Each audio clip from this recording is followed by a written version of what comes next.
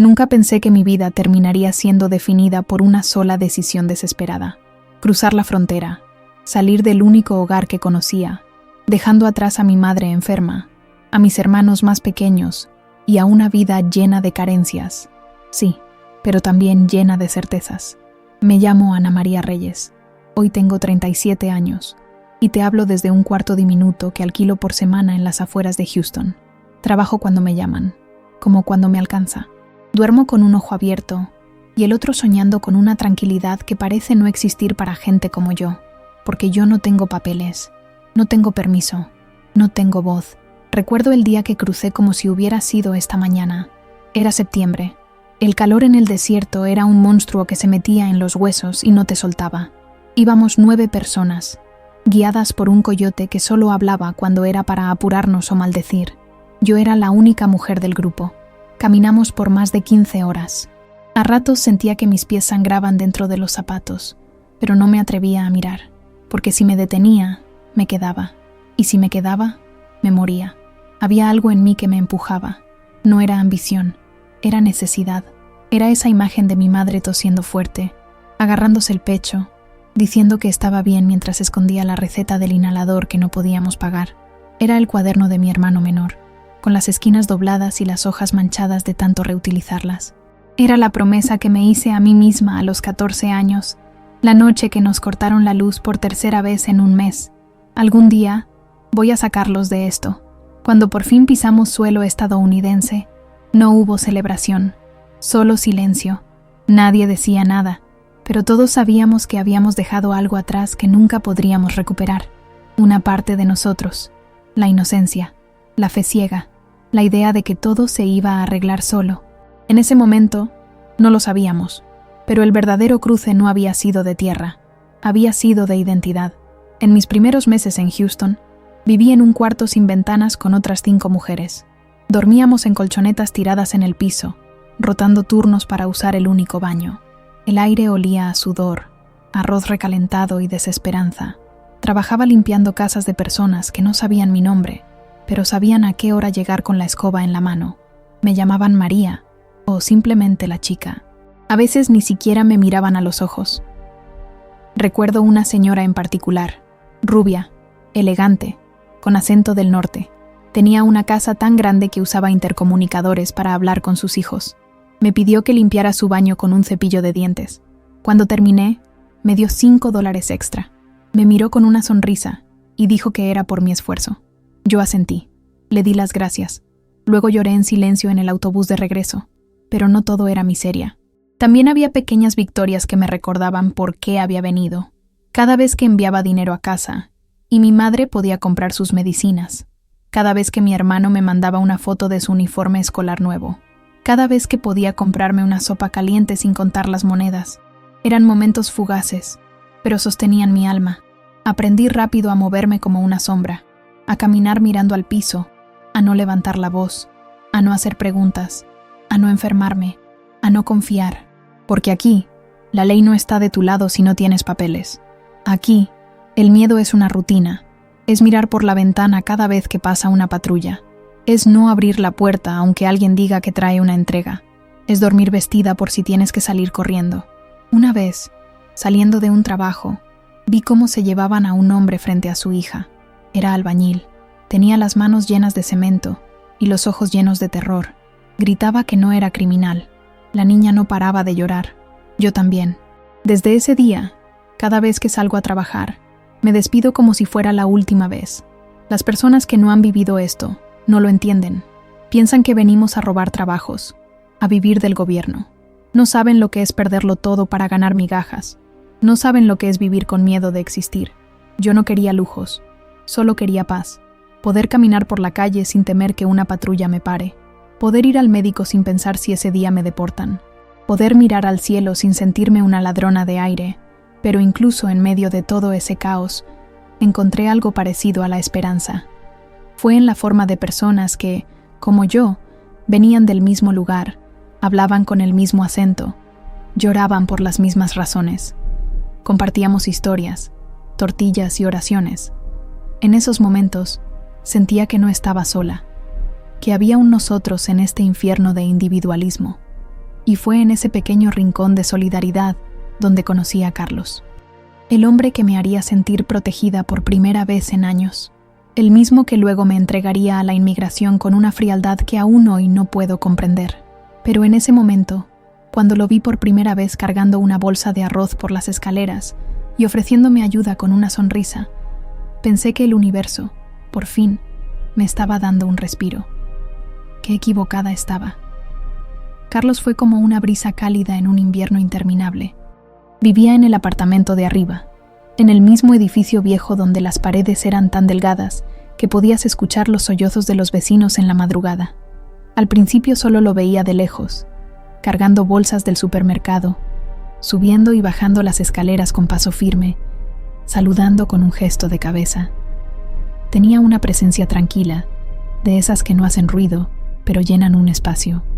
Una tarde, después de un turno doble limpiando casas, con la espalda hecha trizas y las manos rojas por los químicos, se me cayó la bolsa con las pocas cosas que había comprado. El arroz, los tomates, un jabón, rodaron escaleras abajo. Me agaché a recogerlos con rabia contenida, sintiendo que el mundo me empujaba una vez más. Entonces apareció él. Sin decir mucho, empezó a recoger conmigo los productos esparcidos. Me los entregó uno por uno, sin mirarme con lástima, solo con una calma que me desconcertó. Luego sonrió. Una sonrisa real, no de esas vacías que uno ve por cortesía. Me dijo su nombre, Carlos. Le dije el mío, casi en un susurro, todavía con la respiración entrecortada. Me preguntó si vivía sola. Asentí. Me ofreció ayuda con las bolsas. Dudé, pero acepté. Ese fue el comienzo. Durante semanas, sus gestos fueron tan pequeños como constantes. Un saludo cada mañana. ¿necesitas algo? Cuando me veía llegar agotada. Una taza de café en los domingos fríos. A veces bajaba con una bolsa de pan dulce, diciendo que había comprado de más. Me ofrecía su wifi cuando el mío no funcionaba. Me preguntaba por mi familia, por mis hermanos, por mis sueños. Y yo empecé a bajar la guardia. Después de tanto tiempo siendo invisible, que alguien me preguntara cómo estaba, sin querer nada a cambio, era desconcertante. Al principio pensé que quería algo. Nadie es bueno solo por serlo. Pero con los días, con los meses, parecía que realmente era así. Un hombre bueno. O eso me hacía creer. Empezamos a conversar más seguido. A veces en las escaleras, otras en la puerta de mi apartamento.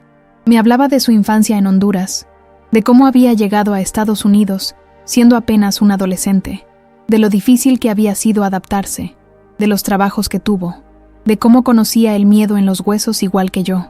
Sus palabras eran espejos de mis propios pensamientos. Recuerdo una noche en particular. Había llovido todo el día. El edificio estaba en silencio, excepto por las gotas que caían del techo metálico del patio trasero. Yo estaba sentada en el escalón frente a mi puerta, abrazando mis rodillas. Carlos bajó con 2 tazas de café caliente. Me ofreció una. Nos quedamos ahí, en silencio, bebiendo, mirando la lluvia como si estuviéramos en otro mundo. Entonces me dijo algo que me marcó. Aquí no estamos solos. Nos han hecho creer que sí, pero hay más como tú, como yo, y tenemos que cuidarnos, porque nadie más lo va a hacer. Esa noche lloré en silencio, después que se fue, no de tristeza, de alivio, porque en su voz sentí, por primera vez en años, algo parecido a un hogar. Con el tiempo, me acostumbré a su presencia. No dependía de él, pero me reconfortaba saber que estaba ahí, que si algo pasaba, si una redada venía, si tenía una emergencia, podía tocar a su puerta. Una vez lo hice. Me sentía enferma, con fiebre, sin fuerzas para ir a trabajar. No tenía a quién recurrir. Carlos me trajo medicina, sopa caliente, y se quedó conmigo hasta que me quedé dormida. No hizo preguntas, solo estuvo ahí, y yo confié. Le conté cosas que no le había contado a nadie. Le mostré fotos de mis hermanos, de mi madre en su silla vieja de madera, de la cocina de barro que con tanto esfuerzo había ayudado a reconstruir desde la distancia. Le hablé de mis miedos, de mis noches sin dormir, de la sensación de que en cualquier momento todo podía acabarse. Carlos me escuchaba con atención. Me decía que yo era fuerte, que admiraba mi valentía, que era una de las mujeres más valientes que había conocido. Y yo, tan hambrienta de cariño, de respeto, de seguridad, me lo creí. Empezó a decirme que si algo pasaba, si la policía venía, Si inmigración tocaba la puerta, él me ayudaría, que tenía contactos, que conocía rutas de escape, que había ayudado a otros, que conmigo sería igual. Me dio indicaciones, me mostró salidas traseras, escondites, rutas que podía usar si alguna vez necesitaba huir. Era como si se preparara para algo, pero yo no lo vi, porque cuando alguien te extiende la mano en medio del abismo, no le preguntas si tiene intenciones ocultas. Te agarras con todo lo que tienes y esperas no caer. Yo veía en Carlos un aliado, un amigo, un hermano. Él sabía todo de mí, mis horarios, dónde trabajaba, cuándo salía, con quién hablaba, qué puertas usaba, qué días cobraba, dónde escondía mi dinero. Confié en él al nivel más profundo, porque no tenía a nadie más, porque estaba sola, porque estaba cansada, porque quería creer que todavía existía bondad en este mundo. Y mientras más confiaba, más hablaba, más contaba, más revelaba, sin saber que cada palabra mía se almacenaba en su memoria como piezas de una traición que ya estaba en marcha. Un día, después de un susto en la calle, me dijo algo que ahora me retumba con otro significado. Me dijo: no te preocupes, si algún día tienes que correr, yo corro contigo. Y yo sonreí. Me sentí segura, me sentí vista, me sentí por fin acompañada. No sabía que esa promesa no era un pacto, era una trampa. Esa madrugada el aire se sentía distinto, pesado. El silencio del vecindario era tan denso que hasta el zumbido de los postes eléctricos parecía más fuerte. Eran las 5:43 de la mañana. Recuerdo el número exacto porque lo miré en la pantalla del celular cuando desperté sobresaltada por un ruido que no supe identificar al principio. Pensé que era algún vecino llegando tarde o tal vez una tormenta que se avecinaba. Pero entonces escuché los golpes. 3, 4, 5, secos, fuertes, directos a mi puerta. Policía de inmigración. Abra la puerta inmediatamente. No entendí al principio. El corazón me empezó a latir tan fuerte que no escuchaba mis propios pensamientos. Me levanté sin sentir las piernas. La voz volvió a sonar, más dura, más amenazante. Golpes de nuevo, gritos. Abra o forzaremos la entrada. Corrí al baño. Me miré en el espejo solo un segundo. El reflejo era el de una mujer que ya se sabía perdida. Tomé mi bolso donde siempre tenía lo esencial. Mi dinero, mis documentos falsos, una foto vieja de mi madre. No tenía tiempo para pensar. Tenía que actuar. Tenía que escapar. Recordé las palabras de Carlos. Me había mostrado una ruta de salida, una forma de llegar al patio trasero sin pasar por la puerta principal. Salí por la ventana del baño, con las manos temblando, con el miedo colgado del cuello como una soga. Caí al suelo mojado, raspándome las rodillas. Corrí agachada entre los arbustos del patio hasta llegar a la verja de madera. Y ahí estaba él, Carlos, esperándome. Llevaba una sudadera gris, capucha puesta, como si también hubiera despertado sobresaltado. Cuando me vio, no dijo nada. Solo extendió la mano y abrió un pequeño portón en la verja. Lo cruzamos. Dimos vuelta a la cuadra por un pasillo estrecho entre dos casas. Él iba adelante. Yo apenas podía seguirle el ritmo. Las piernas me fallaban. La respiración era un puñal en el pecho. Entramos por la puerta trasera de su apartamento. Cerró con seguro. Bajamos al sótano, una especie de cuarto de herramientas que él había acondicionado como refugio. Allí me cubrió con una manta. Me ofreció agua. Me sentó en un viejo sillón polvoriento. Tranquila, aquí no te van a encontrar. Yo no podía hablar. Solo lloraba. No era el llanto de quien se siente salvado. Era el llanto de una mujer rota, agradecida pero aterrada, confundida, perdida. Carlos me tomó de las manos. Me miró a los ojos con una expresión que parecía sincera. Me dijo que me quedara tranquila, que él había visto todo, que los agentes se habían ido hacia la otra calle, que nadie me había visto. Me prometió que estaba a salvo, que podía descansar, que podía confiar en él. Y yo, en ese momento, le creí. Pasé todo ese día escondida en ese sótano. No había ventanas, solo una lámpara vieja colgando del techo. El lugar olía a humedad, a madera envejecida, a secretos mal enterrados. Carlos bajaba cada tanto. Me traía pan, café, sopa en un recipiente plástico. Me contaba cómo estaba la situación afuera.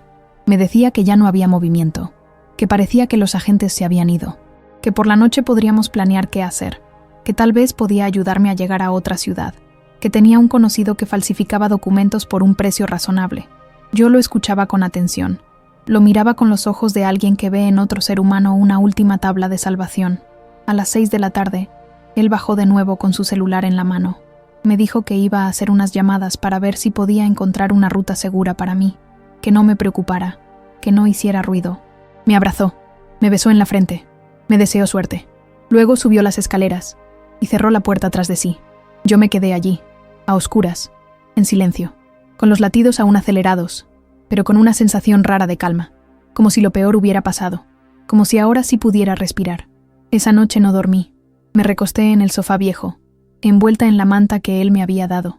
Escuchaba cada sonido del techo, cada paso, cada puerta, cada zumbido del celular. Me preguntaba qué sería de mí, qué pasaría con mi vida si lograba escapar, si podría empezar de nuevo, si Carlos estaría dispuesto a acompañarme, si algún día podría volver a ver a mi madre. Pasaban las horas. A las 3 de la madrugada, escuché a Carlos hablando por teléfono desde su cuarto. No entendía lo que decía, pero su tono no era el de alguien que organizaba una huida. Sonaba seco, formal, como alguien que lee un informe, como alguien que da instrucciones precisas. El corazón me dio un vuelco. Quise pensar que era mi mente jugándome una mala pasada, que era el cansancio, el miedo, la paranoia. No podía ser. Carlos me estaba ayudando, me había salvado, o eso pensaba. A las 4:30, ya casi amaneciendo, bajó al sótano una última vez. Me trajo una muda de ropa limpia. Me dijo que había que estar lista por si necesitábamos movernos rápido. Me pidió que me cambiara mientras él preparaba algo de comida. Yo asentí. Me sentía sucia, agotada, pero agradecida. No sabía cómo iba a pagarle todo lo que estaba haciendo por mí. Mientras me cambiaba, vi que había olvidado su celular sobre la mesa del sótano. La pantalla se encendió con una notificación. Hice, confirmado, unidad asignada a la dirección. Llegada estimada 07:45. Mi cuerpo se congeló. No respiré. No parpadeé. No pensé. Solo sentí un escalofrío que me recorrió de pies a cabeza. Él no me había salvado. Me había tendido una trampa. Y yo había caído con los ojos cerrados. El silencio antes del desastre es el más cruel de todos. Esa mañana, mientras el sol comenzaba a filtrarse tímidamente por las rendijas del sótano, yo seguía inmóvil, mirando la pantalla del celular que Carlos había dejado sobre la mesa. Hice, confirmado, unidad asignada, llegada estimada 07:45. Miré el reloj en la pared. Eran las 6:17. Me quedaba poco más de una hora antes de que todo se derrumbara. No sabía qué hacer. No podía correr. No tenía dónde ir. Estaba encerrada, en un cuarto sin salida, sin ventanas, sin teléfono, sin ayuda. Todo lo que me rodeaba eran herramientas oxidadas, una lámpara parpadeante y el olor a traición flotando en el aire. Mi corazón latía tan fuerte que me dolía el pecho. Pensé en enfrentar a Carlos, en gritarle, en pedirle una explicación. Pero no tenía sentido. Él ya había hecho su jugada.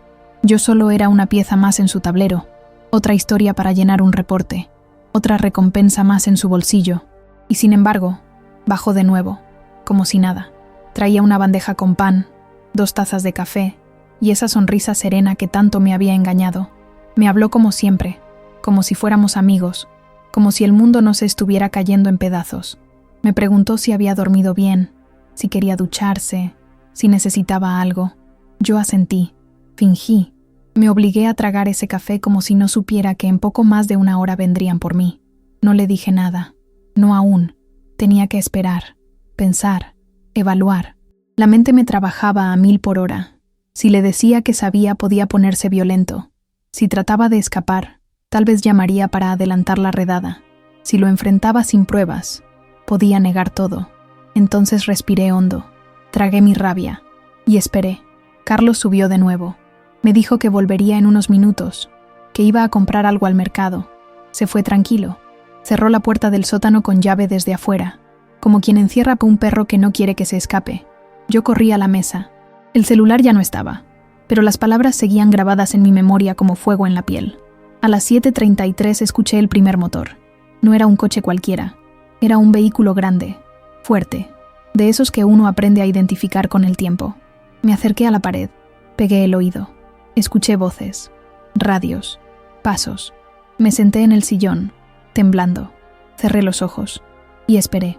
A las 7:45 en punto, como en una película mal escrita, la puerta del sótano se abrió de golpe. 3 agentes descendieron rápidamente, armados, con chalecos negros que decían ICE en letras amarillas. Uno gritó mi nombre completo, otro me apuntó con un arma. El tercero me esposó sin que yo ofreciera resistencia. Yo no grité, no lloré, no dije una sola palabra. Solo miré hacia la escalera, y ahí estaba él, Carlos, de pie en la parte superior del sótano, sin moverse, mirando todo con una expresión neutra, casi aburrida, como si ver cómo se llevaban a una persona fuera parte de su rutina, como si no importara, como si nunca hubiera compartido conmigo un pan, un café, una historia. Nuestros ojos se cruzaron por un segundo, y juro que en ese instante el tiempo se detuvo. Vi en su mirada la ausencia total de remordimiento. Vi una frialdad que nunca había percibido antes. Vi a un extraño que había usado cada palabra, cada gesto, cada promesa como una cuerda que me apretaba el cuello sin yo darme cuenta. Una de las agentes me dijo que no hiciera escándalo, que cooperara. Yo seguía muda. Mis piernas no respondían bien, pero me obligaron a caminar. Me sacaron por la puerta trasera. Había 2 camionetas negras estacionadas. Me subieron en una, sin mirarme a la cara. Desde la ventana trasera vi a Carlos hablando con uno de los oficiales. Le entregaba una carpeta. Parecía tranquilo, como si estuviera cumpliendo con una obligación más, como si mi vida no le importara en absoluto, como si nunca hubiera sido real. El vehículo arrancó, y yo supe que no había marcha atrás.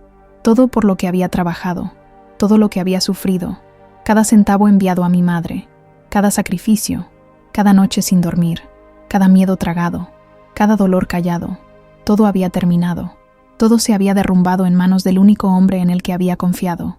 En el camino al centro de detención, no dejaba de preguntarme por qué. ¿Qué había hecho para merecer eso? ¿Qué había dicho que lo motivara? ¿Cuánto valía mi cabeza? Si era por dinero, si era por venganza, si era simplemente porque sí.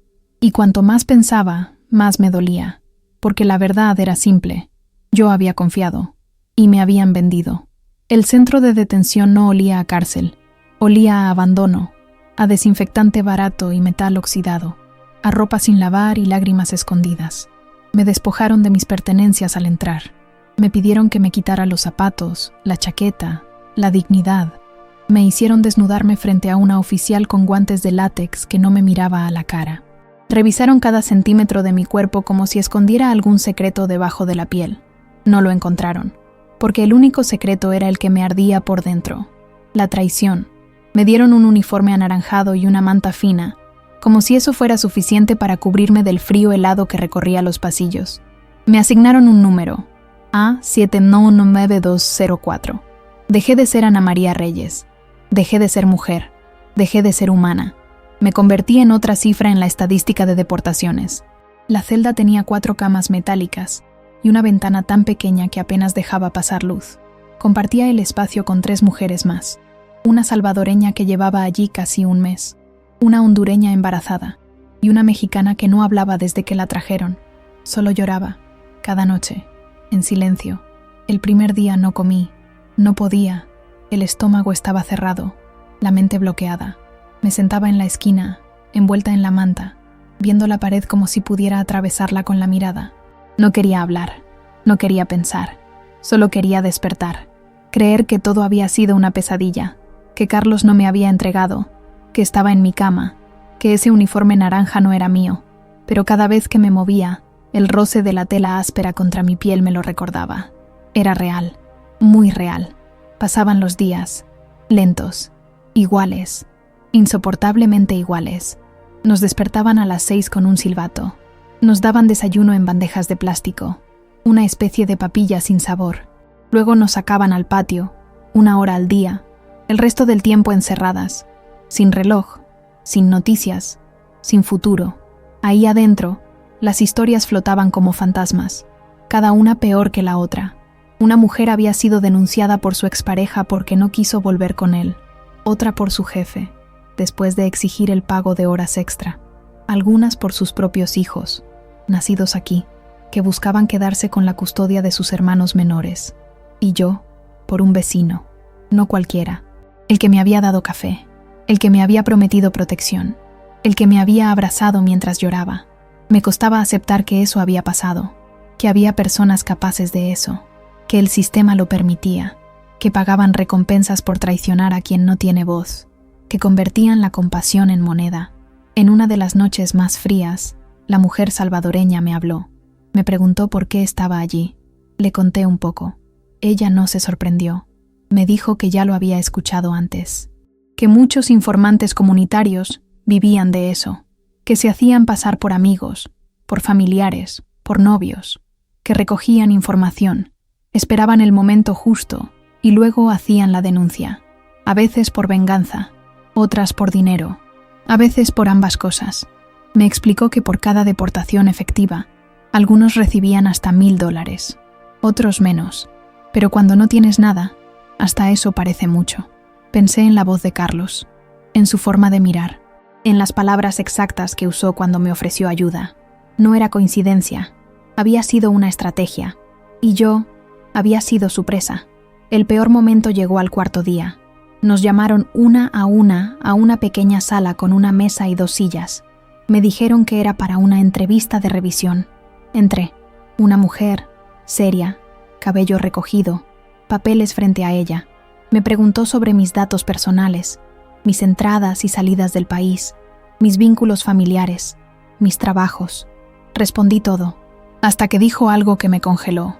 La denuncia que nos trajo hasta usted incluía detalles muy específicos.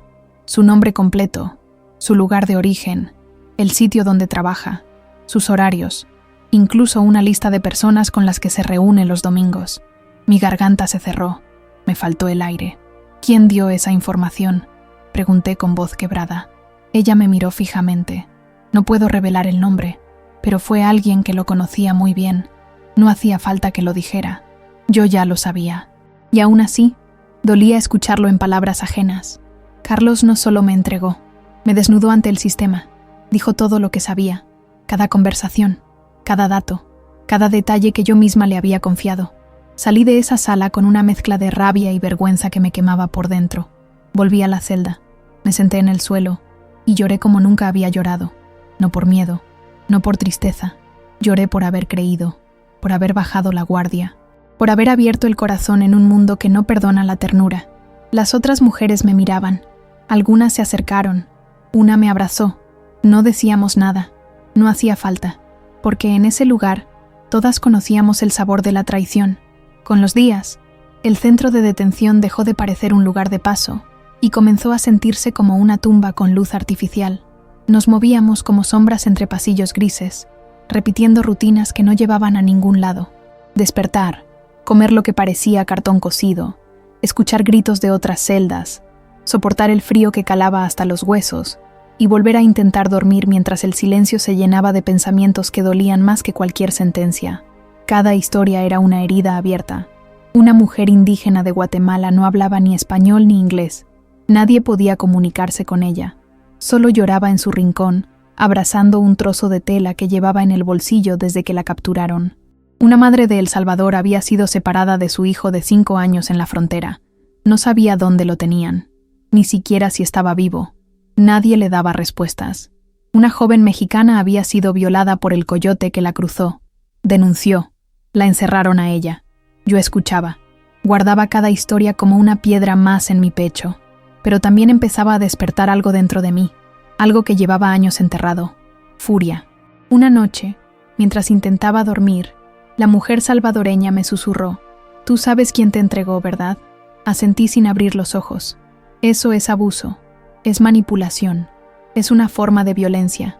Puedes luchar desde aquí. No entendí al principio. Ella me explicó sobre el Visa U, una visa que se otorga a víctimas de ciertos crímenes en Estados Unidos, si colaboran con las autoridades en la investigación del delito. Me dijo que necesitaba pruebas, que tenía que demostrar que fui engañada, usada, traicionada por alguien que explotó mi vulnerabilidad.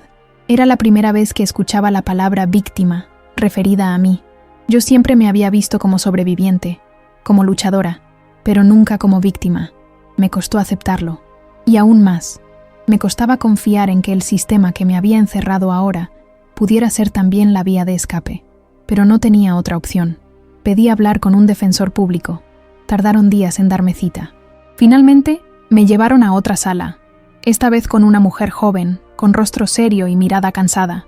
Le conté todo, desde el primer café que Carlos me ofreció hasta la notificación en su celular que vi por accidente. Le hablé de la promesa de ayuda, de los escondites que él mismo me mostró, de cómo me llevó al sótano y me tranquilizó mientras ya había alertado a Ice. Ella no dijo mucho, tomaba notas, me hacía preguntas puntuales. Al final, levantó la vista y dijo: «No te prometo nada, pero podemos intentarlo. Si conseguimos una grabación, un mensaje, algo que pruebe que él planeó todo eso con intención, podemos armar el caso».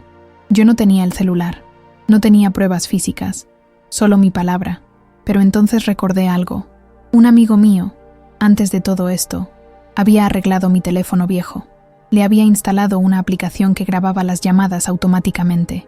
Lo hacía para seguridad, me dijo. Lo hacía por si algún cliente se negaba a pagar, o si tenía que demostrar alguna conversación. No estaba segura si aún funcionaba, pero si ese teléfono seguía guardado donde lo dejé, si alguien lo encontraba y podía acceder a esos archivos, tal vez habría esperanza.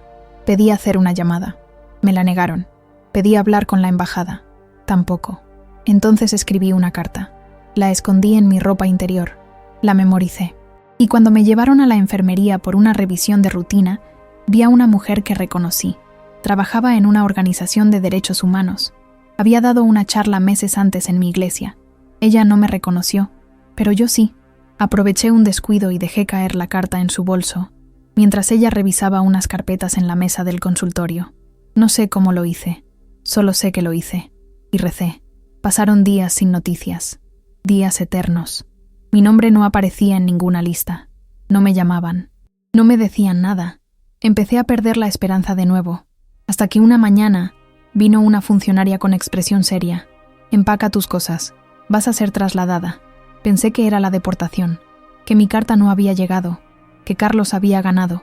Pero cuando me subieron al vehículo, no era uno de deportación, era uno civil. Me llevaron a un refugio para solicitantes de visa U, un lugar discreto, con ventanas reales, con camas con sábanas limpias. Me dieron ropa nueva. Me ofrecieron comida caliente. Me dijeron que una abogada me esperaría esa tarde. La carta había llegado. El teléfono fue encontrado. Y en su memoria había un archivo de voz, una llamada grabada. Carlos, con su tono seco, entregando mi nombre, mi dirección, los detalles que yo misma le había contado entre lágrimas. Frase por frase. Frialdad pura. Planificación. Premeditación. Era todo lo que necesitábamos. La abogada me dijo que eso abría una nueva puerta, que la lucha sería larga, pero que ya no estaba sola, que ahora podía pelear, que tenía derecho. Esa noche lloré, no de tristeza, lloré de alivio, porque por primera vez en semanas me sentí vista. Sentí que tal vez, solo tal vez, había una salida. En el refugio, los días eran distintos. No más luces que nunca se apagaban, no más gritos de funcionarios ni puertas que se cerraban con estruendo. Las paredes eran de colores suaves. Había un pequeño jardín con flores que parecían demasiado vivas para un lugar que acogía tanto dolor. No era libertad, pero era algo más digno que una celda. Compartía cuarto con una mujer llamada Teresa. Tenía 40 y tantos, rostro endurecido, pero unos ojos que hablaban con ternura. Ella también había sido traicionada por alguien en quien confiaba. Su cuñado la denunció cuando ella se negó a limpiar su casa sin cobrar. Llevaba meses esperando una respuesta legal. Me enseñó a respirar mejor, a aceptar que estar en pausa no era lo mismo que estar perdida. Mi abogada venía una vez por semana. Traía actualizaciones, más pruebas que se sumaban. Un mensaje de voz de Carlos, días antes del operativo, diciéndome que todo estaba bajo control, que yo podía confiar en él. Un mensaje que, ahora, se convertía en evidencia de manipulación. Ella también había contactado a una organización de defensa de migrantes que estaba interesada en mi caso. Me ofrecieron apoyo psicológico. Una mujer dominicana, sobreviviente de violencia doméstica, me atendía una vez por semana. Su voz era suave. Me hacía preguntas sin forzar. Me ayudaba a nombrar cosas que yo nunca había querido decir en voz alta. Por primera vez, me atreví a contar que no solo había sido traicionada por Carlos, que antes, en mi país, también había sido silenciada. que muchos hombres, a lo largo de mi vida, me habían enseñado que mi valor dependía de lo útil que fuera para ellos, que aprendí a no protestar, a callar, a sonreír aunque doliera. Ella me miraba con una mezcla de tristeza y orgullo.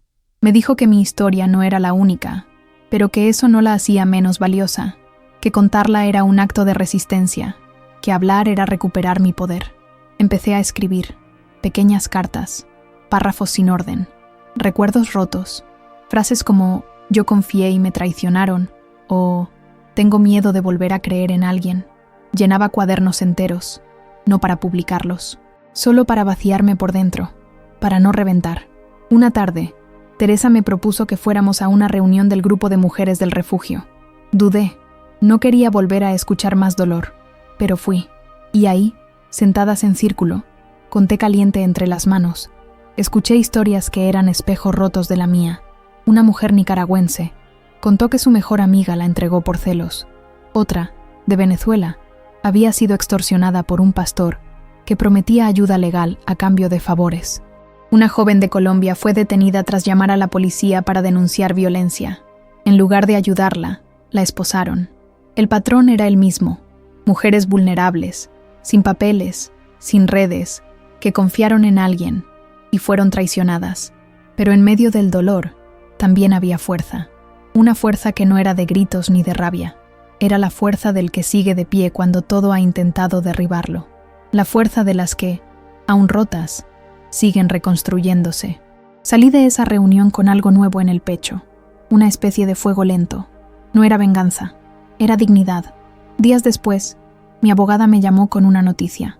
ICE había recibido una orden para suspender mi proceso de deportación mientras se evaluaba mi solicitud de visa U. Era temporal, pero era un paso. Me explicó que el caso contra Carlos también estaba en revisión, que si se probaba que había actuado de manera sistemática, entregando a otras personas por dinero, podría enfrentar cargos. No me alegró su caída. No me dio placer imaginarlo esposado, como yo estuve, pero sí sentí justicia, porque nadie más tendría que pasar por lo que yo pasé, porque su máscara se estaba cayendo, porque la verdad siempre, de alguna forma, encuentra su camino. Esa noche escribí la carta más difícil, una carta para mi madre. Había pasado semanas sin atreverme a comunicarme con ella. No quería preocuparla. No quería que supiera que estuve detenida, que estuve al borde de perderlo todo. Pero ahora, con la voz más firme, le conté todo, sin adornos, sin mentiras. Le dije que estuve a punto de ser deportada, que alguien me vendió, que estuve en una celda, sin nombre, sin fecha, sin futuro, pero también le dije que estaba luchando, que no me rendí, que encontré personas buenas, que mi voz estaba empezando a ser escuchada. Le prometí que, sin importar lo que pasara, yo no iba a dejar que esa historia terminara en silencio. Cuando terminé de escribir, rompí a llorar. No por tristeza, por orgullo, porque después de tanto, aún seguía de pie, y eso ya era una victoria. El tiempo en el refugio comenzó a transformarse en algo parecido a una rutina con sentido. No era libertad, pero era lo más cerca que había estado de respirar sin miedo desde que llegué a este país. Cada mañana despertaba con el corazón menos apretado, y cada noche me permitía cerrar los ojos, sin imaginar la puerta siendo derribada por agentes armados. Las demás mujeres eran mi espejo, cada una con su historia, con su batalla interna, con una dignidad que se negaba a morir. En medio de la fragilidad, compartíamos risas pequeñas, celebrábamos gestos diminutos, una carta que llegaba desde el país de origen, una llamada autorizada, un cambio en el estatus del caso de alguien. Un día, mi abogada me dio una noticia que me sacudió por dentro. Me dijo que Carlos había sido detenido para interrogatorio. No lo habían arrestado aún, pero las pruebas aportadas eran contundentes. Había más de una denuncia. Varios testimonios lo señalaban como colaborador habitual de inmigración, a cambio de beneficios económicos. Mi reacción no fue la que esperaba. No sentí alivio inmediato, tampoco alegría. Sentí vértigo. Era como mirar hacia atrás y ver, con claridad cruel, la magnitud del abismo del que había escapado. Carlos no solo me traicionó a mí, lo había hecho antes, y probablemente lo habría seguido haciendo, porque sabía cómo esconderse bajo una fachada de bondad. Sabía qué decir, cómo acercarse, cómo hacerte bajar la guardia. No era un hombre que se equivocó, era alguien que vivía de la confianza ajena, Y esa verdad me dolía más que el encierro. Me dolía porque yo había sido su víctima, pero también su cómplice inconsciente. Le di las herramientas, le conté todo, abrí la puerta para que me destruyera, y eso era difícil de aceptar. En las sesiones con la terapeuta, empecé a hablar de eso, de mi culpa, de mi vergüenza, de cómo me odiaba por no haber visto las señales. Ella me escuchaba con una calma que me desarmaba.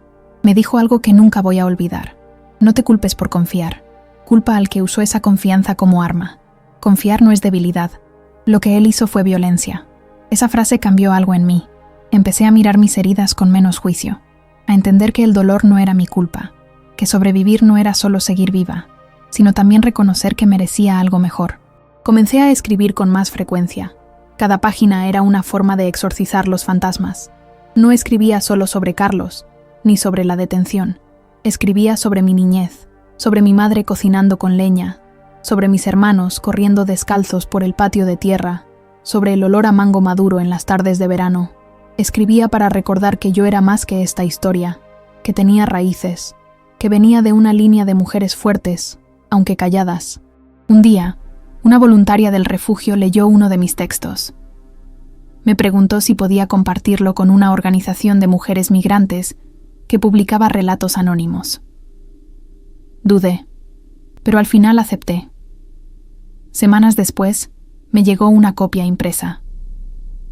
Ver mi historia en papel, escrita con mis propias palabras, me estremeció. No tenía mi nombre, pero era mía. Era mi verdad, puesta al mundo sin miedo. Y eso me dio fuerzas. Empecé a participar en los círculos de apoyo del refugio con más presencia. Ayudaba a las recién llegadas. Les contaba, sin muchos detalles, que yo también había pasado por lo mismo, que no estaban solas, que no era su culpa, que sí, duele, pero también pasa. Me volví una voz dentro del lugar, no la más fuerte, no la más sabia, pero una voz viva. Y eso, en un mundo donde quieren que desaparezcamos, es un acto de rebeldía. Mientras tanto, el proceso legal seguía. Mi abogada me preparaba para una posible audiencia. Revisábamos los documentos, las pruebas, los informes psicológicos. Me enseñaba a responder con claridad, a mantenerme firme, a no dejar que me hicieran sentir culpable por pedir lo que me correspondía. Una vida sin miedo. Cada vez que pronunciaba esas palabras, me temblaban las manos. Una vida sin miedo. No era un sueño, era un derecho. Pero aún había momentos oscuros. Pesadillas en las que Carlos abría la puerta del refugio. En las que me encontraba sola, sin voz, con esposas invisibles que nadie veía.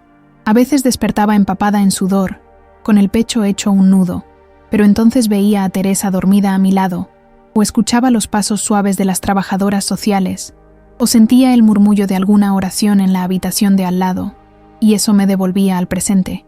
Yo estaba viva, y estaba peleando.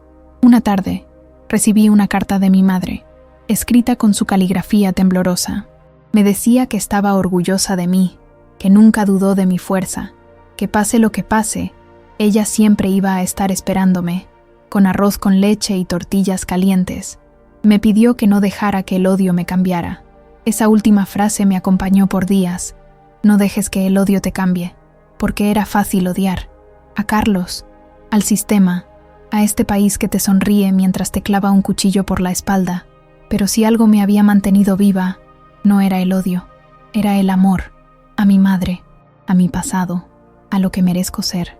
La notificación oficial llegó un martes. La directora del refugio me llamó a su oficina, con ese rostro que intentaba ocultar emoción, pero no lo lograba del todo. Me senté frente a ella, sintiendo que algo importante estaba por ocurrir. Me entregó un sobre, manos temblorosas, corazón acelerado. Lo abrí. El documento decía que mi solicitud para la visa U había sido aceptada para trámite. No era la aprobación final, pero significaba que el gobierno reconocía que yo era una víctima, que mi historia tenía fundamento, que merecía ser escuchada, que había una posibilidad real de quedarme legalmente en este país, no como una sombra, sino como una persona. Leí esas líneas al menos 10 veces. No podía creerlo. Me costaba entender que, después de tanto dolor, algo empezaba a inclinarse a mi favor. No grité, no lloré, solo cerré los ojos y apreté el documento contra mi pecho. como si quisiera tatuármelo en la piel. Ese día, el refugio entero celebró. Teresa me preparó café con canela. Las trabajadoras sociales me abrazaban como si fuera parte de su familia. Incluso la terapeuta me regaló un pequeño cuaderno de tapas duras y dijo: «Ahora escribe tu nueva historia». Lo tomé como una señal, como una segunda oportunidad. Esa noche me costó dormir, no por ansiedad, sino porque mi cabeza se llenó de recuerdos. Recordé la primera vez que llegué a este país, cruzando un desierto, donde cada paso era una negociación con la muerte. Recordé la casa que limpié durante meses, donde nadie me miraba a los ojos. Recordé a la mujer que me prestó su identificación para que pudiera trabajar en un restaurante. Recordé a Carlos, con esa sonrisa tibia y esa voz amable que escondía una trampa mortal. Pero también recordé algo más fuerte. Recordé a la niña que fui, la que jugaba con muñecas hechas de trapo, la que se reía cuando llovía fuerte, la que soñaba con estudiar, con tener una casa con cortinas blancas, con una cocina llena de olor a pan recién hecho. Esa niña seguía ahí, y ahora tenía una nueva razón para resistir. En las semanas siguientes, mi rutina en el refugio cambió. Empecé a acompañar a otras mujeres en sus procesos legales. Ayudaba a traducir documentos, a preparar declaraciones. Compartía mi historia en grupos cerrados donde todas sabíamos lo que significaba sobrevivir a una traición. Una joven hondureña, apenas mayor de edad, llegó al refugio tras escapar de un tratante que la tenía encerrada en un sótano. No hablaba casi nada. Dormía abrazada a una almohada como si fuera lo único que la protegía. Una noche, me senté a su lado y le conté mi historia, parte por parte, sin adornos, sin exageraciones, solo la verdad.